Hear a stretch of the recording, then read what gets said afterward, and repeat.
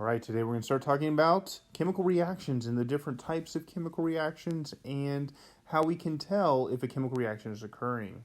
And so there are four easily observed changes that usually indicate a chemical reaction is occurring. And the first one we're going to talk about is the production of heat and light.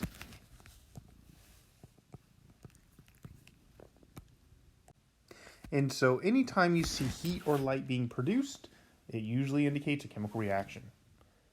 The next one is the production of a gas. And so I want to clarify this. This is where a chemical reaction is occurring and a gas is being produced. And a lot of times you'll see that in the form of bubbling inside of a solution or in other forms such as smoke. However, there is a formation of gas that is not a chemical change or indicates a chemical reaction is occurring, and that is the boiling of a liquid. And so if you boil water and it goes from liquid to gas, that's producing a gas, but that is an example of something that is not a chemical reaction. But all other productions of gases, for the most part, are chemical reactions occurring. All right, the formation of a precipitate.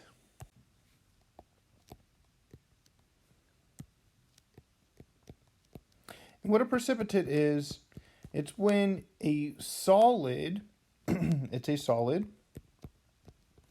that is produced when you mix two solutions together. So usually you mix two solutions together, a chemical reaction occurs, and a product is formed that is not able to be dissolved, and so it comes out of solution as a solid. And then the last one is an unexpected change in color. And again, that's an unexpected change. If you were to mix two dyes together that makes a new color, that's expected. So that's not a chemical reaction. But if you were to burn a log and it turns black, that is indication of a chemical change.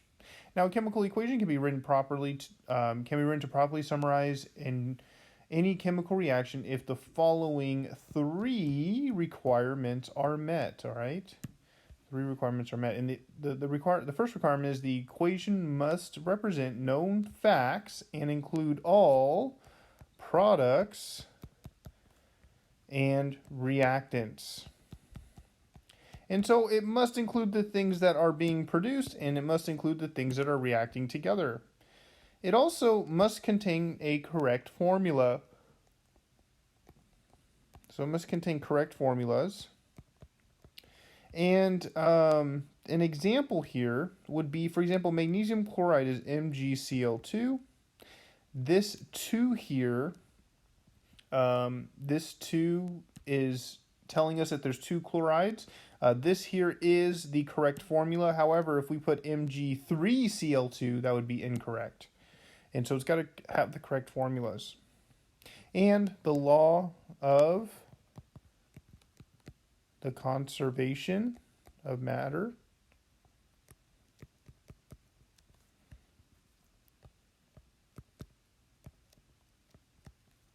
must be satisfied. In other words, it must be balanced. And so we've already talked about balancing chemical equations. And so the chemical equation must be balanced. And so again, it's got to contain all the reactants and products. It's got to contain correct formulas, and it's got to be balanced. And again, what the law of the conservation of matter says, it says that mass is neither created nor destroyed.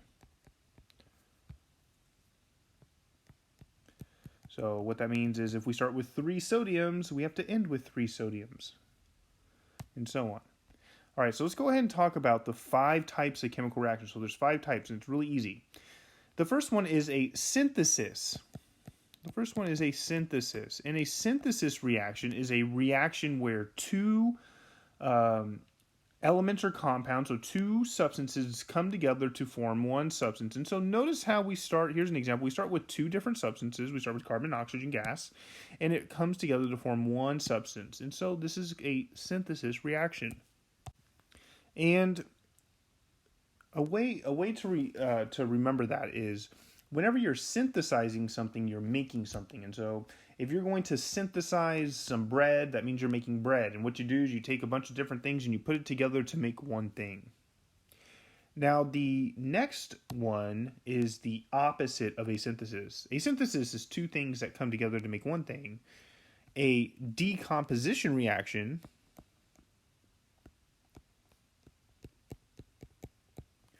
is a reaction in which one thing breaks down into two or more. And so it's the opposite of a synthesis. So notice how we're starting with one thing, and it breaks down into two things.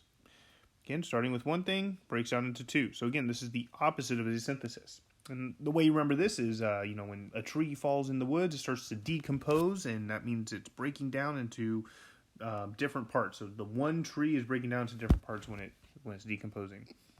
All right. Now this next one here is called, the next one we're going to talk about is called a single replacement reaction. In a single replacement reaction, you have one element replacing another element in a compound. And so notice how in this situation you have A, which is alone by itself, and you have B and C together. Well, look how the A comes in and replaces the B. And then the B ends up alone by itself. So now the B is alone by itself, and you can see that a single thing was replaced. Notice in this situation the lithium is alone by itself, but then over here the sodium is alone by itself because the lithium comes in and replaces the sodium. That is a single replacement reaction. So this diagram here is a pretty good one. If you take a look, you've got the small yellow circle there, and it's with this blue striped one, but then the small yellow circle is now with the blue polka dot one.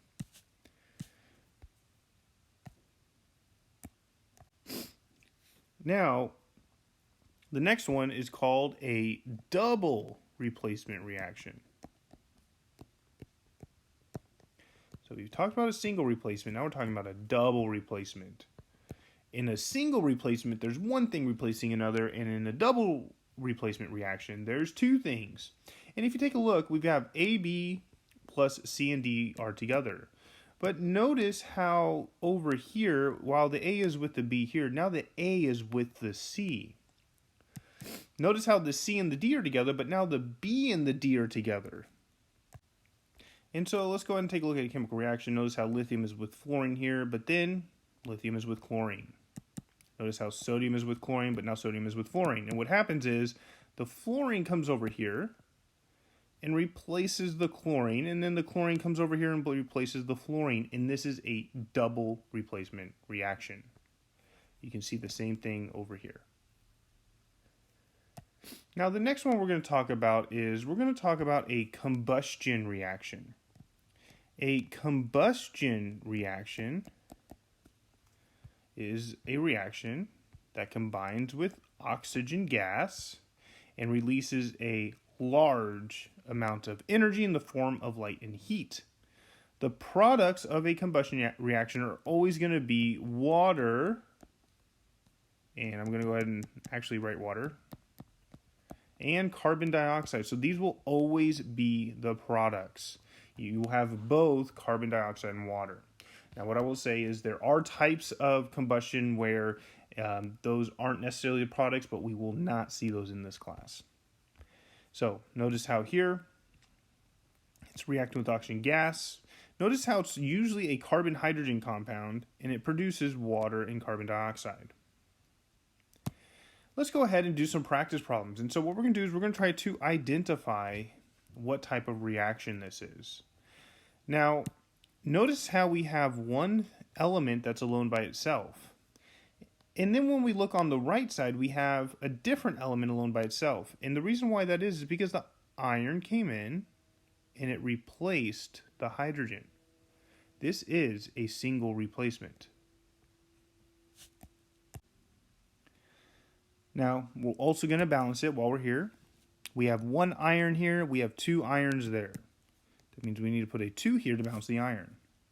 Notice how there's SO4 right here, and we have SO4 over here. Because they're grouped together in the same way on both sides, because it's a polyatomic ion, we can treat it as a single unit. And so notice how there's 3 sulfates here. Notice how there's 1 sulfate here. And again, don't let this 4 here trick you, because the 4 is a part of SO4. And so because there's one SO4 here and there's 3 SO4s here, we have 3 SO, we put a 3 there. Now when we put a 3 there, that's going to give us a total of 6 hydrogens. But over here we only have 2, so we put a 3 here to balance that. And this is balanced. Now this is a balanced chemical reaction. All right, the next one. The next one, notice how the products are carbon dioxide and water. And what type of reaction has carbon dioxide and water? Combustion. Combustion reactions always have a product of carbon dioxide and water. Now let's go ahead and balance it. When we're balancing, we always save oxygens for last. We have 2 carbons. We have 6 hydrogens. And if you take a look, there's 3 oxygens here. There's 4 oxygens there. Oh, this is a bad one. So we're going to pretend like we don't know that this happened, because this is one that we won't see ever. So don't worry about it. All right, next one. So anyways, this one right here, that's actually a hard one to balance. We will not deal with how to balance that one. Okay, so this next one here, notice how we have 2 things coming together to make one thing. And so when we have the 2 things coming together to make the one thing, that is a synthesis reaction, because what we're doing is we're synthesizing one thing. Now again, we're going to balance it. There's 2 chlorines here. There's 1 there, so we balance it by putting a 2 there. But because we put a 2 there, that means we have to put a 2 here to balance the potassiums. This next one, if you take a look, hydrogen's alone by itself. It comes in, replaces the 10, and now the 10 is alone by itself. And so this is a single replacement reaction. Because again, we have one element alone by itself, and then we have another one alone by itself. Now to balance this, we have 2 oxygens here. We have 1 oxygen there. There needs to be a 2 here to balance that oxygen, but when you put a 2 there, that gives us a total of 4 hydrogens there. We have 2 hydrogens there, so that means we need to put a 2 there to balance the hydrogens, and now it's balanced. So I'm going to go ahead and go through just 2 more problems because we've already seen the other ones. So if you take a look here, notice how we have a compound and a compound. We have 2 compounds. Notice how the potassium, the K, is with the NO3. Notice how the hydrogen is with the CO3. But notice what ends up happening. The potassium is with the NO3, but then the potassium ends up being with the CO3. The hydrogen is with the CO3, but then the hydrogen is with the NO3. And so this is a double replacement reaction. The potassium comes over here, replaces the hydrogen comes over here, replaces the potassium. This is a double replacement reaction. Now if you take a look, we have boron and bromine together, then we have hydrogen and nitrate together. Then we have boron and nitrate, then we have hydrogen and bromine. And if you take a look, what ended up happening is the boron came over here, and the hydrogen came over here, and this is another example of a double replacement. Carbon dioxide and water is a product, combustion.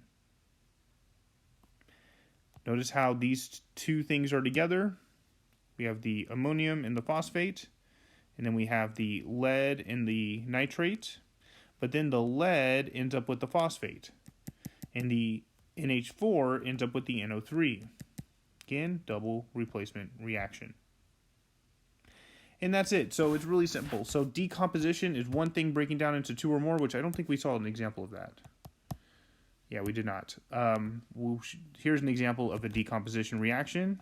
So we have H2O that can break down into H2 plus O2. And so notice how we have one thing breaking down into two or more. And so decomposition, one thing breaking down to two or more. Synthesis reactions, the opposite. That's this right here. One or two things coming together to make one. Combustion, anything that is reacting with oxygen gas and ending with water and carbon dioxide is a combustion. Then we have a single replacement and a double replacement. A single replacement is where one thing replaces another in a compound. And then a double replacement is where two things are replacing each other. So there's two compounds, and the compounds, the elements within the compounds trade places. And that's it. Come to class with questions and maybe review over the practice problems again, just to make sure that you've got the 5 types of chemical reactions.